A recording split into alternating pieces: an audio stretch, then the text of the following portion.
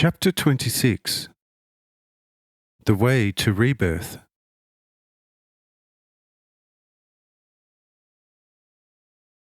What was said is this: you have now seen a new way in which man can pass from matter into the increasingly purer spiritual, and how in this way he can become a master over himself, and thereby finally also over all nature in the world. Therefore, from time to time do practice this method in my name, and you will gain great power over your passions, thereby over all the natural world, and in the beyond over all creatures. You have seen the evil phenomena Satan presented to you. They caused you fear and terror, but relying on my word, you returned to your rest, and in this rest, you have become complete masters over all the bad events.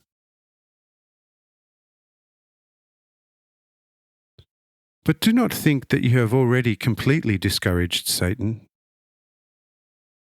Wherever you will again practice this introspection, you will be bothered by him as long as you are not completely reborn in the Spirit.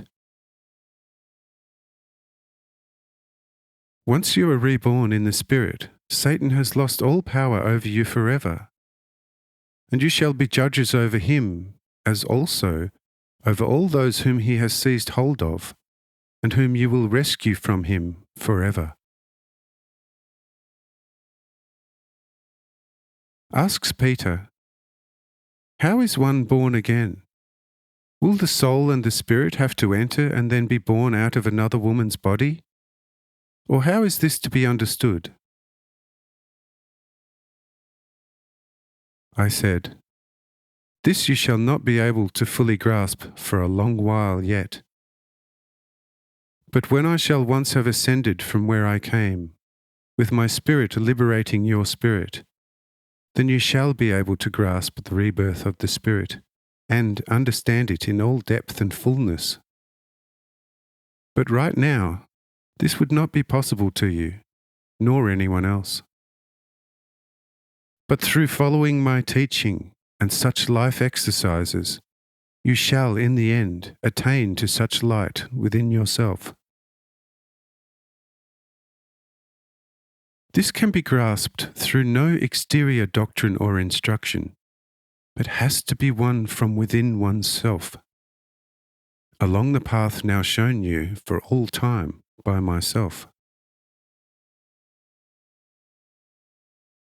Says Judas, Lord, I have seen powerful magicians and conjurers and exorcists.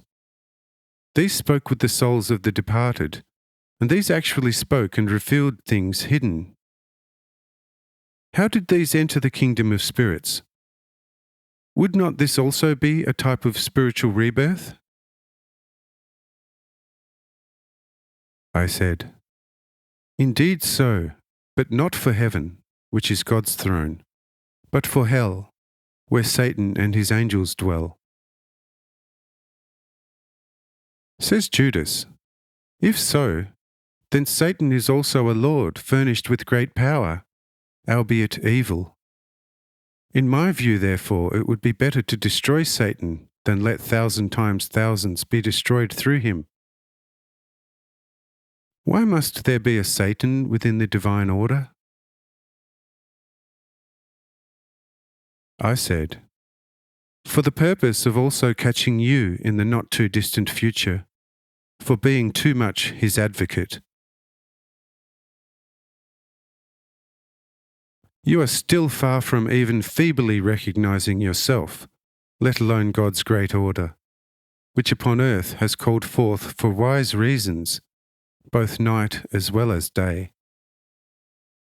Do you fundamentally understand the earth's terrestrial night, or the eternal day of every sun, each of which is an earth just like the one that carries you?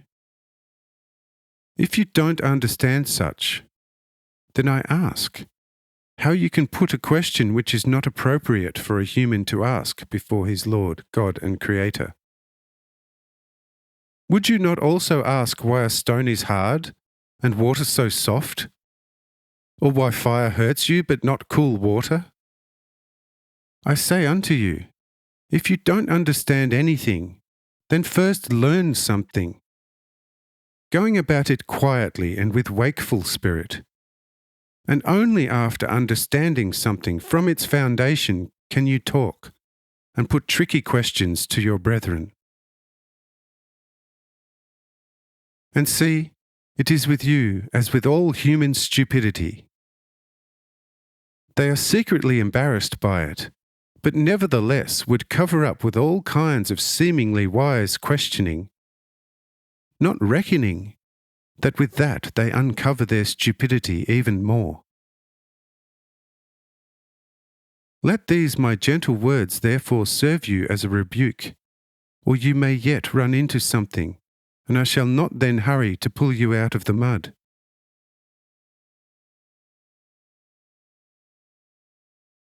These words cooled down Judas's questioning zeal considerably, and he also cast meaningful glances at Thomas, but the latter wisely feigned not to have noted the rebuke, and so did the other disciples. And Judas felt comforted and wisely withdrew. But I said to Balaam, "And now, brother, you could have the meal served up, but this time in the rooms."